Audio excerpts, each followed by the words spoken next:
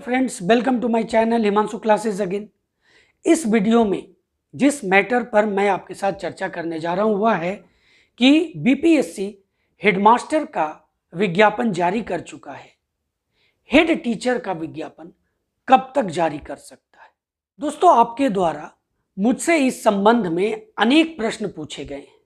दोस्तों, मैं सोचता हूं कि मैं आपको पूरी तरह से इस वीडियो के माध्यम से इसे क्लियर कर दूं। दोस्तों, साथ ही ये भी एक समस्या उत्पन्न हो रही है बहुत सारे शिक्षकों को जो हेडमास्टर एग्जाम के लिए अपने आप को एलिजिबल समझ रहे हैं, खास करके इसके क्वालिफिकेशन को लेकर के, इसके अनुभव को लेकर के जो उनके अंदर एक डाउट्स है उसे भी क्लियर करने की कोशिश इस वीडियो के माध्यम से मैं करने जा रहा हूं। दोस्तों, सबसे पहले बात करते हैं कि हेड टीचर का विज्ञापन कब तक। दोस्तों, मैं आपको बता दूं कि जैसा कि आप देख रहे हैं, आप जान रहे हैं कि बीपीएससी ने सबसे पहले हेडमास्टर की वैकेंसी के लिए विज्ञापन जारी किया और इसकी शुरुआत यानी फॉर्म भरने की शुरुआत 4 मार्च से और इसका अंतिम तिथि 28 मार्च है। एक सप्ताह का समय दिया गया है।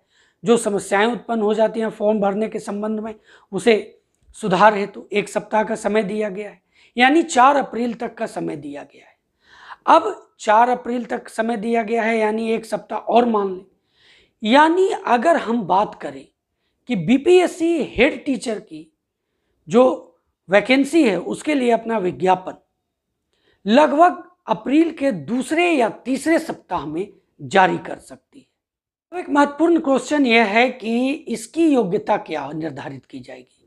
क्या इसकी योग्यता जो होगी वो हेडमास्टर के लेवल की योग्यता होगी?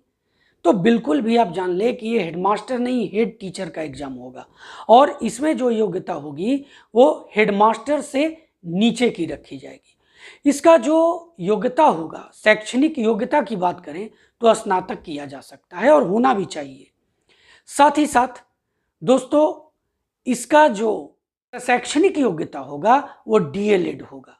एक और प्रश्न आ रहा है, लगातार मुझसे पूछे जा रहे हैं, क्या डीपीई वाले इस फॉर्म को भरने के लिए एलिजिबल होंगे? यानी कि जो डिप्लोमा इन प्राइमरी एजुकेशन करने वाले बहुत से ऐसे शिक्षक हैं जो जो इसकी योग्यता है उसको फुलफिल करते हैं, क्या वो इसके लिए एलिजिबल होंगे? तो मैं आपको बता दूं कि सरकार ने एक बार इसके बारे में, शिक्षा मंत्री ने कहा था कि डीपीई वाले को चांस दिया जा सकता है। तो एक उम्मीद जरूर की जा सकती है क्योंकि डीपीई को डीएलएड के समकक्ष रखा गया है।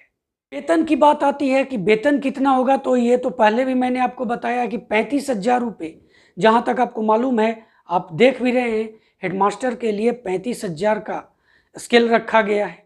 तो वहीं जो है हेड टीचर के लिए 30,000 रुपये का जो वेतन का निर्धारण किया जाएगा, प्लस क्या होगा इसमें जो सरकार द्वारा समय समय पर जो देय भत्ते होते हैं उसको इसमें इंक्लूड कर दिया जाएगा। यानी जैसे हेडमास्टर का 35,000 है तो इसका 30,000 निर्धारित किया जाएगा। आपके सामने पूरा 1 महीना विशेष, 1 से 1.5 महीना विशेष मिल गया है आपको समय, और इसमें आपको तैयारी शुरू कर देनी चाहिए। अगर मेरे द्वारा बताए गए जो शैक्षणिक योग्यता से अगर आप संतुष्ट हैं तो आपको इसकी तैयारी शुरू कर देनी चाहिए। अब अगले मैटर पर आते हैं। दोस्तों, अनुभव को लेकर के मैं आपको एक बार फिर क्लियर करना चाहता हूं कि हेडमास्टर में अनुभव की जो क्राइटेरिया रखा गया है, जो एक्सपीरियंस का क्राइटेरिया रखा गया है वो क्या है।